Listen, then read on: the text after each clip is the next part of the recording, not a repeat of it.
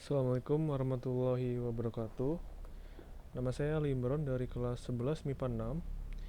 Ingin menjelaskan apa itu sistem gerak pada manusia ya. Oke, langsung aja kita bahas apa itu pengertian sistem gerak ya. Yang pertama, sistem gerak adalah kerjasama antar tulang sebagai alat gerak pasif dan otot sebagai alat gerak aktif yang membentuk suatu sistem. Apa itu alat gerak pasif? Alat gerak pasif adalah alat gerak yang tidak dapat dikendalikan oleh otak kita. Jadi bergerak dengan bantuan otot ya. Sedangkan alat gerak aktif adalah alat gerak yang dapat dikendalikan oleh otak kita, sehingga eh, alat gerak pasif pun akan ikut bergerak dengan perintah otak kita melalui alat gerak aktif yang berupa otot tersebut. Selanjutnya pengertiannya adalah sistem gerak ini berguna untuk berpindah tempat atau merubah posisi sebagian atau seluruh bagian dari tubuh. Makhluk hidup akan bergerak apabila ada rangsangan yang mengenai sebagian atau seluruh bagian tubuhnya. Rangsangan tersebut dihasilkan dari otak untuk menghasilkan gerakan yang sesuai dengan perintah dan kemauan kita. Nah, apa aja yang terlibat di sistem gerak ini? Organ-organnya yang pertama adalah tulang. Seperti yang kalian tahu, tulang itu adalah bagian terkeras dari manusia. Tulang juga berfungsi untuk membentuk rangka tubuh dan memberikan bentuk pada tubuh, serta menjaga keseimbangan pada tubuh. Selanjutnya, ada otot. Otot ini adalah seperti yang kalian tahu tadi, ini adalah alat gerak aktif ya. Otot terdapat di sepanjang tulang. Ya, wajar ya karena otot ini melekat di tulang untuk bisa menggerakkan alat gerak pasif melalui komando atau perintah dari otak kita. Selanjutnya ada sendi. Sendi ini terletak di antara tulang-tulang. Jadi sendi ini terdapat di leher, ada siku, pergelangan tangan, dan juga pergerakan kaki. Serta di lutut juga ada sebenarnya. Fungsi dari lutut ini adalah untuk menggerakkan atau menghubungkan tulang-tulang agar saling terhubung dan juga dapat bergerak sesuai kemampuan sendi tersebut. Nah, lanjut kita bahas dulu apa itu sistem gerak pasif. Sistem gerak pasif untuk lebih lanjut ya terdiri atas rangka yang disusun oleh tulang-tulang. Rangka yang disusun tulang-tulang seperti ini. Tulang merupakan alat gerak pasif karena tulang dapat bergerak dalam bantuan otot ya. Jadi tulang ini dapat bergerak dengan bantuan otot. Tematin dulu biar nggak ada notif. Selanjutnya rangka tersusun atas tulang-tulang yang saling berhubungan karena adanya persendian ya. Seperti yang kalian tahu dan sudah saya jelaskan tadi, tulang dapat terhubung oleh karena sendi ini ya. Nih, terhubung, terhubung, dan saling terhubung. Ada sendi sinartosis yang tidak dapat digerakkan seperti pada tulang tengkorak. Nah, sendi pada tulang tengkorak ini tidak dapat digerakkan atau kaku ya sifatnya ya, sama seperti tulang lainnya. Sendi ini juga bersifat keras ya. Fungsinya juga untuk menjaga kepala dari benturan dan tidak ada luka sama sekali. Dan kedua ada sendi diartosis. Sendi diartosis adalah sendi yang digerakkan seperti yang terdapat pada tangan dan kaki kita bergerak. Ya, sendi diartosis ini seperti pergelangan tangan, siku, lutut, dan juga pergelangan kaki dan juga leher ya, jangan lupa ya, leher juga terdapat sendi.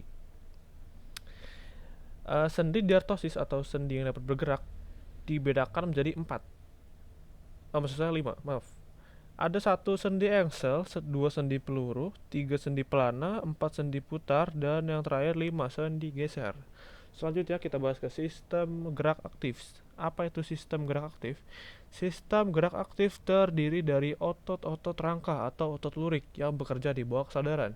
Otot dikatakan sebagai alat gerak aktif karena otot dapat berkontraksi atau mendapat rangsangan yang menimbulkan gerakan pada rangka. Ya, bisa kalian lihat di sini ya.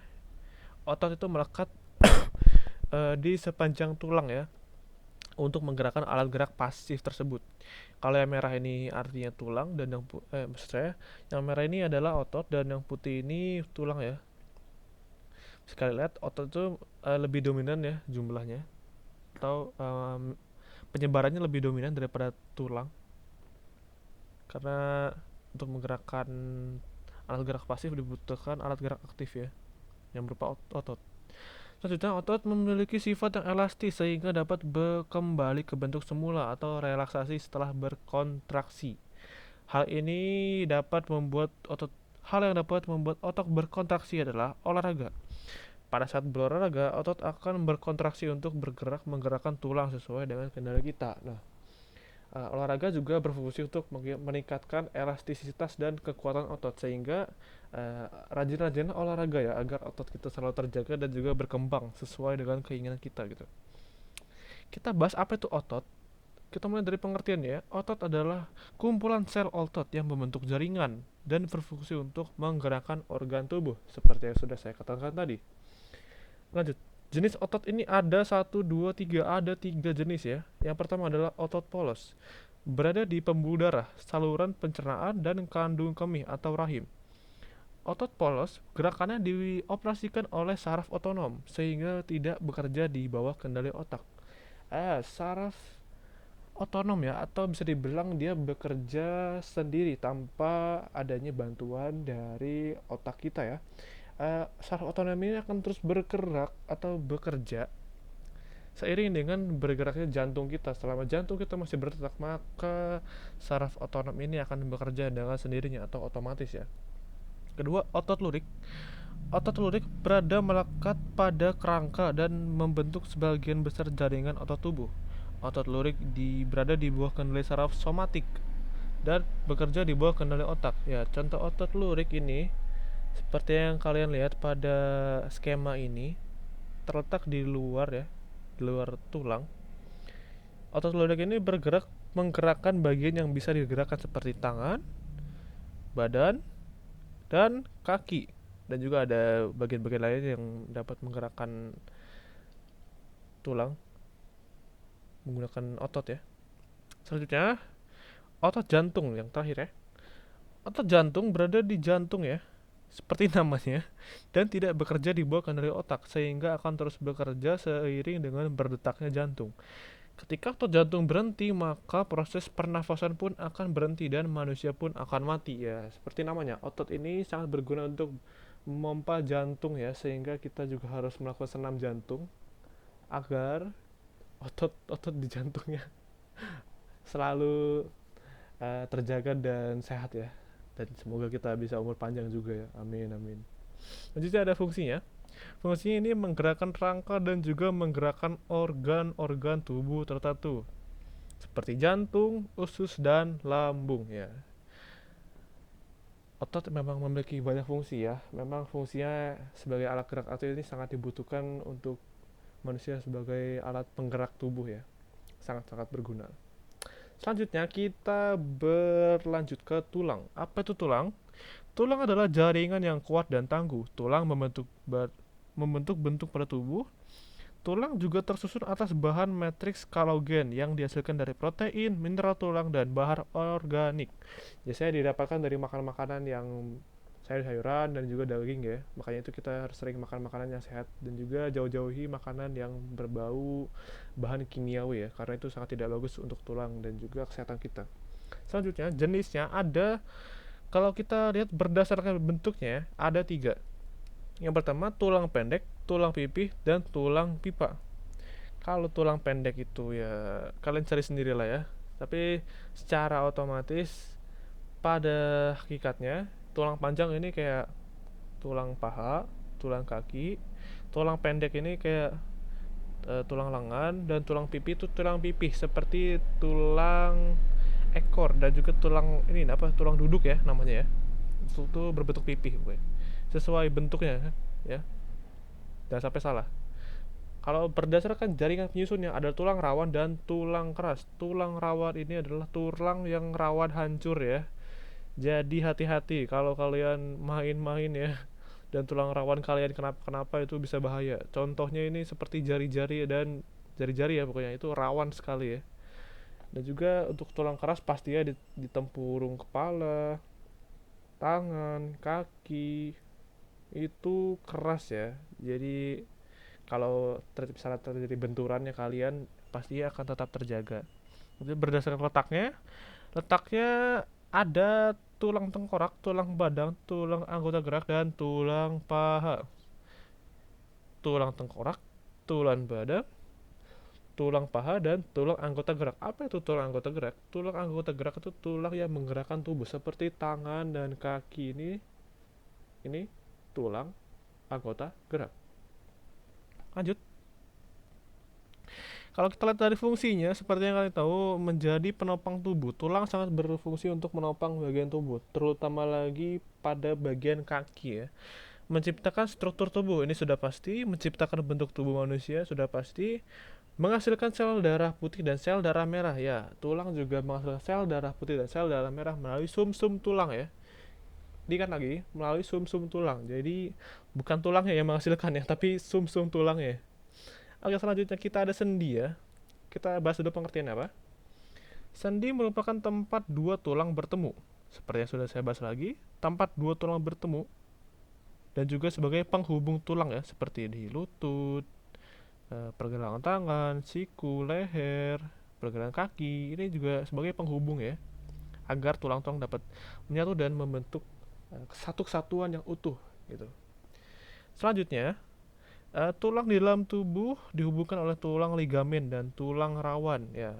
Sendi ini berbentuk ligamen ya, atau bisa dibilang berisi cairan-cairan yang mengandung ligamen dan ya semacam itulah yang menghubungkan tulang-tulang dan dapat bergerak elastis gitu kita. Lanjutnya, dalam tubuh terdapat cairan yang disebut dengan cairan sinovial, yaitu cairan yang di dalam apa sih sendinya ini namanya cairan sinovial. Cairan ini berfungsi memungkinkan tulang dan sendi melakukan gerakan halus atau gerakan elastis ya namanya.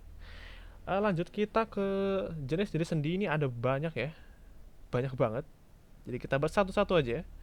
Pertama, sendi mati, sinartosis, seperti yang dibahas di awal ya, adalah sendi yang menghubungkan antar tulang, namun tidak memungkinkan adanya gerakan. Ya, contohnya ini ada di tulang tempurung kelapa ya, seperti ini nih, tulang tengkorak ya, sorry, salah sebut. Selanjutnya kita ada sendi kaku, namanya lainnya amfiartosis. Maaf. Sendi yang menghubungkan antar tulang dan memungkinkannya terjadi sedikit gerak atau gerakan terbatas. Ya, gerakannya sedikit ya dan juga terbatas ini.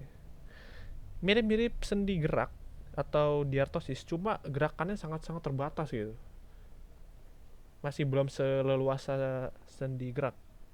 Lanjutnya, sendi gerak atau diartosis adalah sendi yang menghubungkan antar tulang dan memungkinkan terjadi gerakan yang lebih bebas dan leluasa. Nah, sendi diartosis ini adalah sendi gerak atau sendi gerak.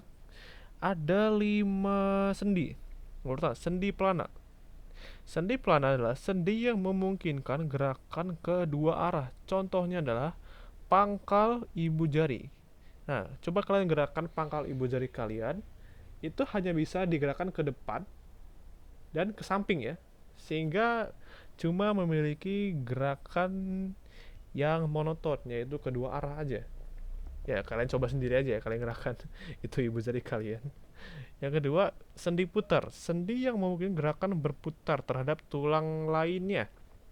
Contohnya tulang leher. Coba kalian putar tulang leher kalian, sehingga kalian tuh bisa melihat ke kiri dan ke kanan secara leluasa tanpa adanya batasan ya. Ya, kita harusnya bersyukur pada Tuhan Yang Maha Esa ya, diberikan wah, sempurna sekali ini strukturnya. Lanjut, sendi peluru, sendi yang memungkinkan gerakan ke semua arah. Contohnya tulang lengan atas dan tulang pinggul. Semua arah ya. Nih, tulang lengan atas dan tulang pinggul ini. Leluasa maksudnya kalian bisa bergerak ke atas, ke bawah, kiri, kanan, berputar. Itu namanya leluasa ya. Itu sendi yang paling banyak gerakannya ya. Sehingga juga memungkinkan kita bergerak ke segala arah juga nanti. Lanjut, sendi engsel. Sendi engsel adalah sendi yang memungkinkan gerakan ke satu arah. Contohnya adalah tulang lutut dan siku. Ya, tulang lutut dan siku terletak di sini. Ini namanya tulang siku, dan ini tulang lutut. Hanya bisa digerakkan ke atas dan ke bawah. Coba kalian lihat ya.